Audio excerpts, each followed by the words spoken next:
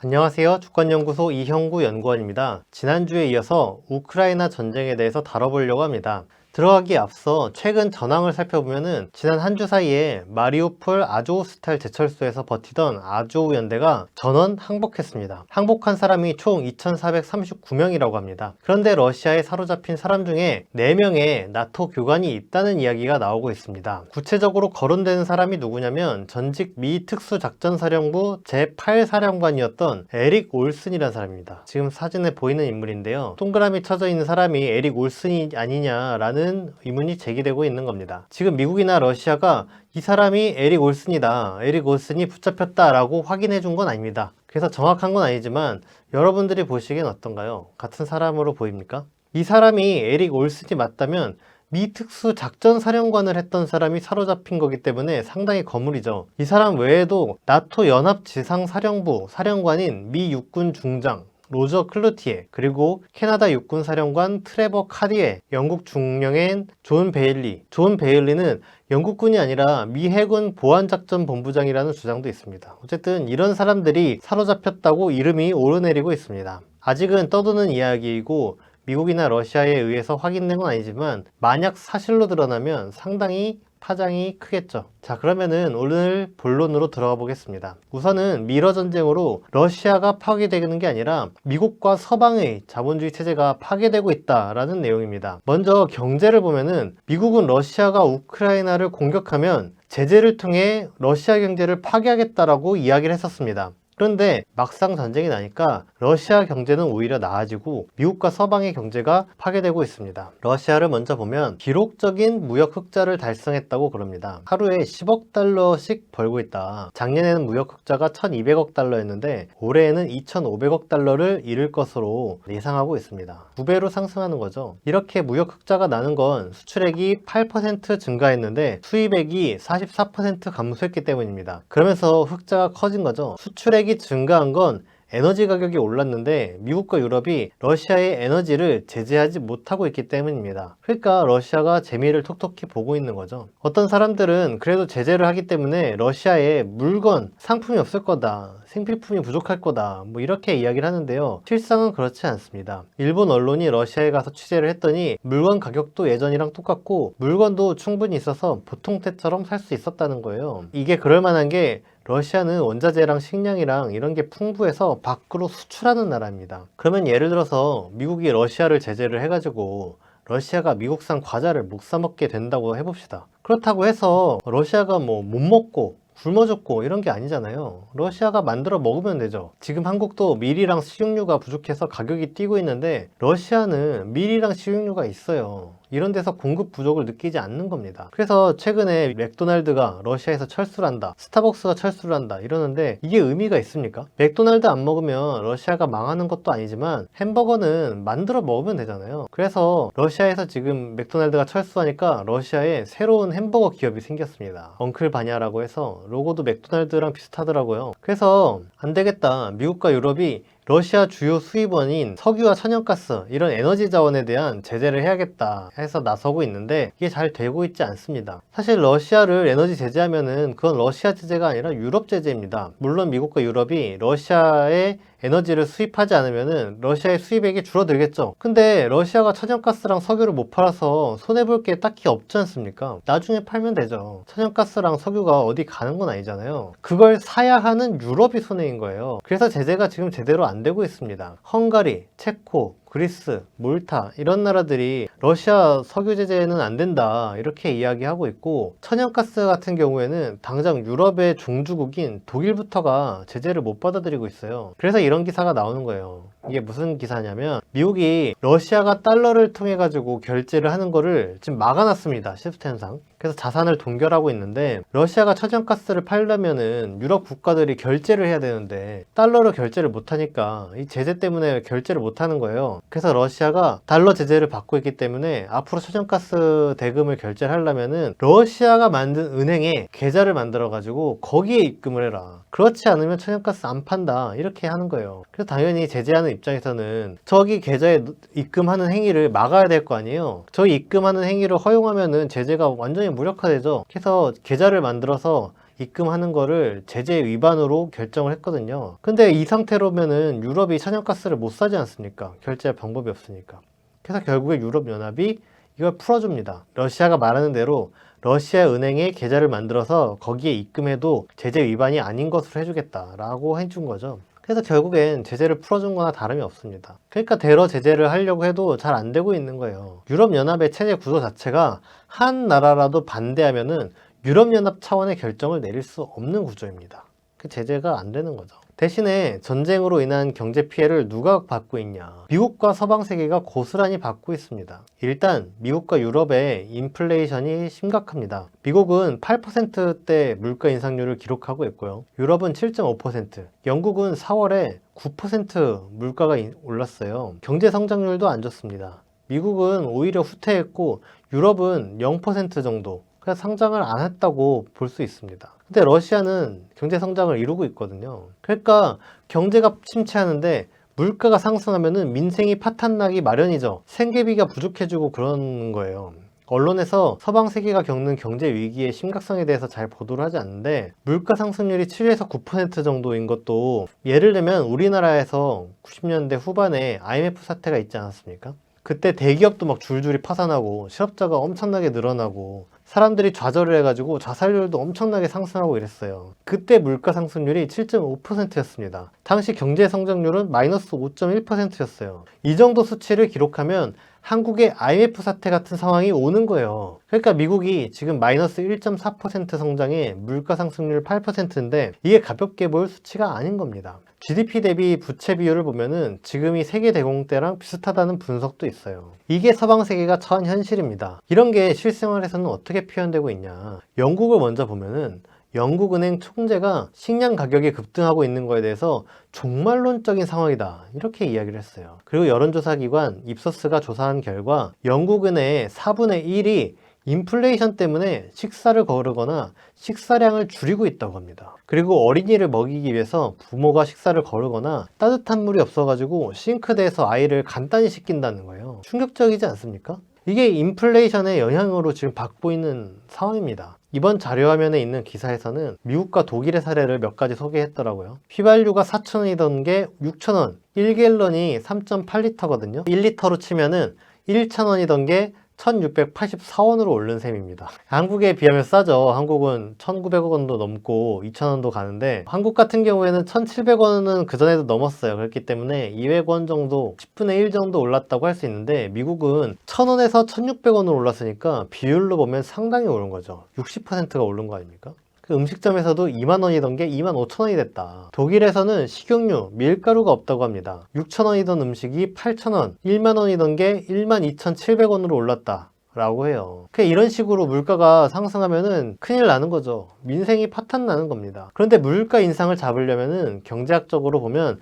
금리를 인상해서 시중에 돌고 있는 돈의 양을 줄여야 됩니다. 근데 이게 이론적으로는 그렇게 되죠. 왜냐면 금리가 낮으면 사람들이 대출을 많이 받아서 다른 데 투자를 하고, 금리가 높으면은 어디 투자했던 걸 회수해서 빚을 갚는다는 거예요. 그러니까 돈이 회수된다는 거거든요. 근데 이게 기업이나 부자들 입장에서는 그렇게 할 수도 있겠죠. 근데 문제는 뭡니까? 서민들은 빚 내서 뭐 합니까? 집 사죠. 집 사면 이거를 빼서 자유롭게 움직일 수 있는 돈이 아닙니다, 사실상. 그러면은 금리가 높아지니까 이자만 높아지는 거예요. 서민들의 삶은 그만큼 경제적으로 어려워진다. 그래서 영국도 보십시오. 지금도 따뜻한 물이 없어가지고 싱크대에서 애들을 씻기고 있는 한국에 집 대출 의자까지 비싸지면 어떻게 됩니까? 집 팔고 거리로 나가는 거죠. 그러니까 진짜 큰일 나는 상황입니다. 그러니까 종합적으로 보면은 러시아 경제는 오히려 더 성장하고 있는데 서방 세계 경제는 파탄나고 있다는 겁니다. 정치도 비슷한 양상입니다. 미국의 정치력이 흔들리면서 서방 세계가 혼란에 빠지고 있습니다. 일단 경제 제재를 하지 못하고 있는 것도 앞에서 소개했는데요. 최근에 핀란드와 스웨덴이 나토에 가입하겠다고 신청을 했어요. 근데 이걸 두고도 미국은 지지한다라고 했는데 터키와 크로아티아가 반대하면서 이루어지지 않을 전망입니다. 나토 가입 여부도 나토 회원국들이 만장일치를 이뤄야지 승인이 가능합니다.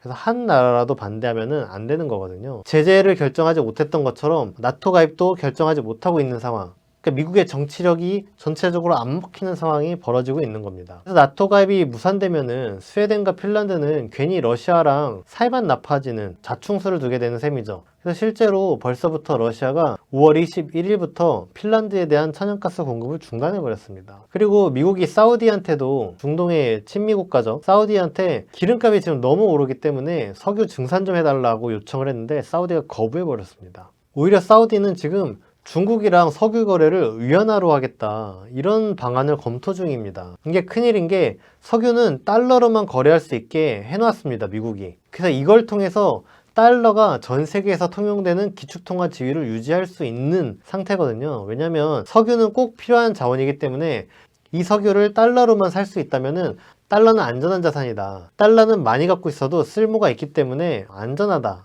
라는 상태가 되는 거거든요. 그런데 위안화로도 석유를 살 수 있다면은 꼭 달러가 아니어도 되잖아. 그럼 달러의 가치가 하락할 수 있는 가능성이 생기는 거죠. 여차하면 위안화를 사면 되니까. 그러니까 사우디의 이런 조치가 만약에 실현이 되면은 달러의 기축통화 지위가 흔들리게 되는 겁니다. 그래서 지금 미국이 사우디와 관계를 회복해 보려고 CIA 국장을 비밀리에 보내는 등으로 노력하고 있습니다. 한편은 이스라엘도 대표적인 친미 국가입니다. 근데 이스라엘이 테러 제재에 불참하고 있어요. 이스라엘이 러시아 부자들의 도피처로 활용되고 있습니다. 인도 같은 경우에는 미국이 추진하고 있는 대중국 협의체인 쿼드의 핵심 국가이죠. 그런데 이런 인도조차도 미국이 하는 제재에 동참하지 않고 있습니다. 오히려 이 틈을 타서 인도가 러시아의 원유를 싸게 사들이고 있어요. 우크라이나 전쟁이 난 뒤에 2개월 동안에 인도가 사들인 러시아산 원유의 양이 작년 한 해 동안 산 거의 2배가 넘는다고 합니다. 이런 것처럼 미국이 대러 전선을 구축하려고 하고 있는데 곳곳에서 파탄이 나고 잘 안 되고 있습니다. 이런 와중에 바이든의 지지율은 39%까지 떨어졌고요. 반면에 푸틴 대통령의 지지율은 83%로 상승했습니다. 정치적으로도 미국은 대내외적으로 위기에 빠지고 러시아 정권은 더욱 공고해지고 있다고 볼 수 있습니다.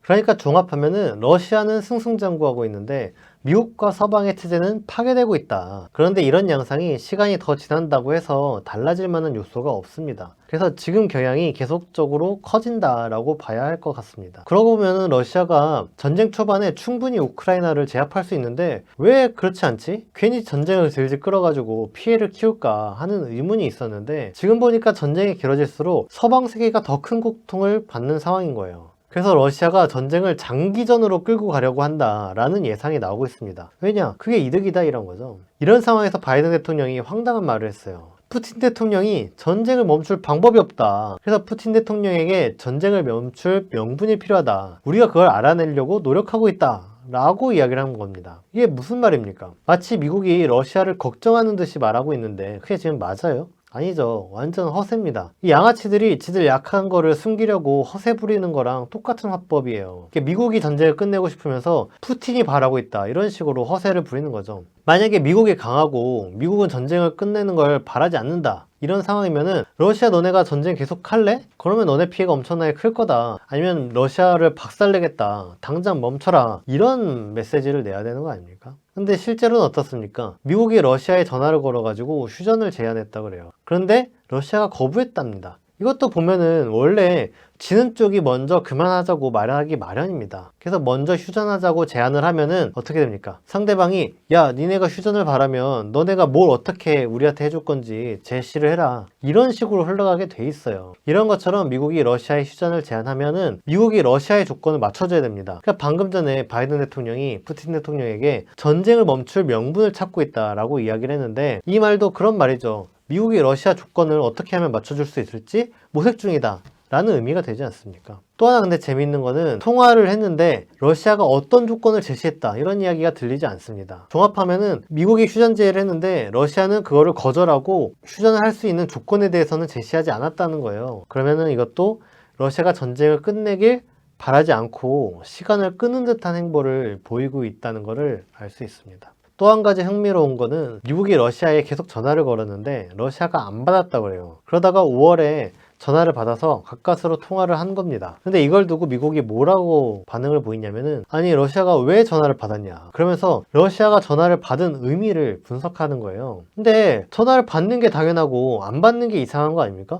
그러면은 그동안 왜 안 받았는지를 물어야 할 것 같은데 미국은 왜 러시아가 전화를 받았는지에 대해서 분석하고 있어요. 예전에는 미국이 자기 말을 다른 나라들이 무조건 들어야 되고 미국이 하자는 대로 무조건 해야 되고 그렇게 생각했던 것 같은데 지금은 그렇지 않은가 봐요. 러시아가 언제든지 안 받을 수 있다. 그런데 러시아가 지금 받았다. 왜 받았을까? 이렇게 분석하는 거죠. 이거 자체가 미국이 공세적인 입장이 아니라 수세적인 입장을 가지고 있다는 것을 보여줍니다. 야, 러시아 니네 왜 우리 전화 안 받냐? 이렇게가 아니라 러시아가 왜 전화 받았지? 이런 것까지 분석을 하면서 러시아의 눈치를 지금 보고 있는 거죠. 또 이런 사례가 뭐가 있냐면은 5월 9일이 러시아 전승절이었는데 이때 푸틴 대통령이 무슨 이야기를 할까 서방 세계가 굉장히 관심을 가졌어요. 총동원령을 내릴 거다. 그렇게 되면 어떻게 하냐? 뭐 이런 분석이 나오고 그랬습니다. 이것도 러시아가 뭘 하든 말든 미국이 우리가 이길 수 있다 이런 태도였으면은 이렇게까지 관심 갖지 않을 수 있죠. 그런데 지금 러시아가 더 주동적이고 공세적인 상황이다. 반면에 미국이 수세적인 상황이다. 이러기 때문에 미국이 러시아가 어떻게 할 거지? 라고 눈치 보는 상황인 겁니다. 심지어 전승절에서 푸틴 대통령이 우크라이나 전쟁에 대해서 이야기를 안 했거든요. 그랬더니 이번에는 야, 어떻게 아무 말도 안 할 수 있냐. 그게 가장 충격적이다. 라고 영국의 타임스가 평가를 했어요. 황당하죠. 말을 하면 한다고 문제고 안 하면 안 한다고 충격이라고 하면 어떻게 합니까? 그러니까 미국과 서방 세계 처지가 이런 상황인 거예요. 그러고 보면 미국은 최근에 무시당하는 게 일상다반사입니다. 미국이 북한한테도 매번 조건 없는 대화를 하자 이렇게 제안을 하는데 북한이 반응을 보이지 않고 있죠. 근데 러시아도 전화를 걸어도 안 받고 무시합니다. 이런 상황이다. 이쯤에서 잠깐 북한과 중국 이야기를 하려고 하는데요.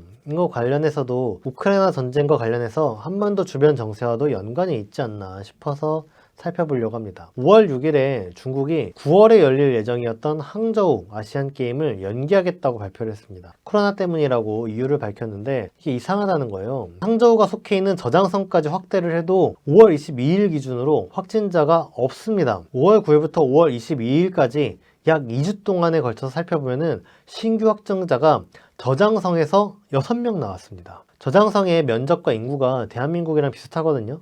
그런데 2주일 동안 6명 나왔으면 엄청나게 적게 나온 거죠. 그런데 코로나 때문에 아시안게임을 연기한다? 이상하지 않습니까? 그러면 왜 연기했냐? 그렇게 생각하다 보면 떠오르는 일이 있어요. 뭡니까? 2월에 베이징 동계올림픽이 있었습니다. 그런데 러시아가 이 동계올림픽이 끝나고 나서 우크라이나로 진격했거든요. 그래서 대체적으로 러시아가 동계올림픽이 끝날 때까지 기다려줬다 이런 평가를 합니다. 그러면 아시안게임 연기한 것도 이런 군사적인 맥락이 있지 않겠냐라는 거예요. 그럼 무슨 말입니까? 중국이 봤을 때 9월에 전쟁을 할 수도 있겠는데 그때 아시안게임이 진행 중이면은 전쟁을 해야 되는 상황인데 전쟁할 수가 없게 된다는 겁니다. 그러니까 아시안게임을 연기해야겠다고 판단한 거 아니냐는 거예요. 이런 상황을 염두에 두면은 최근에 중국의 헬기가 대만 해협 경계를 넘는 일이 있었습니다. 이런 행동들이 의미심장하다라고 보입니다. 그런데 북한도 심상치가 않아요. 북한이 5월 4일, 7일, 12일 그리고 25일 수요일이죠. 이때 미사일을 발사했습니다. 통상적으로 미사일 발사 다음 날에 북한이 언론을 통해서 어떤 시험 발사였다 이런 식으로 보도하곤 했어요. 그런데 이번에는 보도를 하지 않습니다. 그동안 북한이 미사일 발사 후에 보도를 한 거는 대체적으로 미사일 발사가 위력 시위의 성격이지 않습니까? 위력 시위라는 거는 상대방에게 경고를 보내는 거죠. 그래서 시위 효과를 키우려면은 대대적으로 보도하는 게 효과적입니다. 근데 지금 보도를 하지 않는 거예요. 그러면 왜 안 하겠냐? 하나는 위력 시위가 아니라 실제로 신기술을 개발하고 있는 중인 경우입니다. 그런 경우에는 굳이 시시콜콜 보도를 해가지고 미국한테 우리는 이런 무기를 개발하고 있는데 이런 시험 발사를 했는데 이게 지금 됐니 안 됐니 이런 걸 알려줘야 할 이유가 없죠. 그러면 보도를 안 할 수 있습니다. 그런데 한국의 합동참모본부에 따르면은 북한이 발사한 거는 ICBM, SLBM, 초대형 방사포 이런 종류예요. 이런 무기들이면은 이미 개발을 한 거기 때문에 신기술 개발을 하고 있는 거는 아니라는 거죠. 그러면 남은 가능성이 뭐가 있냐면은 이번 미사일 발사가 어떤 실전의 성격의 의미를 갖는 경우입니다. 실전 성격이면은 목적을 달성하면 그만이기 때문에 일부러 보도하지 않을 수도 있는 겁니다. 그러면 미국 입장에서는 지금이 더 위협적인 상황으로 느껴질 수 있는 거예요. 왜냐면 위력 시위면은 북한이 대대적으로 보도를 하면은 아, 경고의 의미구나 라고 받아들이면 되는데 지금은 북한이 왜 쏜 건지 의도를 알 수 없기 때문에 미국 입장에서는 최악의 상황을 가정해야 되는 겁니다. 그래서 지금 북한과 중국의 행동에 관심을 가져야 하는 거는 우크라이나 전쟁 초기에 북한과 중국이 동시 행동을 할 수 있다. 러시아와 보조를 맡아서. 이런 예측들이 있었어요. 전쟁이 나서 미국이 우크라이나에 관심을 가져야 하는 이런 상황에 중국이 대만을 공격하면은 어떻게 되냐. 이런 예측이 있었던 거거든요. 근데 이게 지금도 유효한 겁니다.